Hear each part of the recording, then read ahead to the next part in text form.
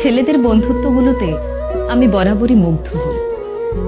ওদের বন্ধুত্বে না কোনো ভনিতা থাকে না, স্বার্থ থাকে না। গতকাল এক্সাম দিয়ে ফেরার পথে বাসে অনেকগুলো স্কুল ছাত্র উঠল। দেখলাম ওরা একজন আরেকজনের ভাড়া দিয়ে দিচ্ছে, একজন আরেকজনের ব্যাগ ক্যারি করছে, একজন আরেকজনকে বলছে, তুই যদি রেজাল্ট ভালো না করিস তাহলে কিন্তু ভবিষ্যতে এমন বাসের হেল্পার হবে। আরেকজন বলছে, আর তুই পানের দোকানদার হবি। ওদের এই খুনসুটিগুলো দেখতে আমার বেশ ভালো লাগছিল। আমি জানি না সামনের কিছু বছর পর ওরা কে কোথায় থাকবে, কার জীবনের মোড় কোন দিকে ঘুরে যাবে। তখন হয়তো এদের মধ্যে কারো কারো বন্ধুত্ব ভেঙে যাবে, আবার কারো বন্ধুত্ব অটুট থাকবে আজীবন। তবে ওদের এখনকার যে বন্ডিংটা, এটা দেখে আমার খুব ভালো লাগলো।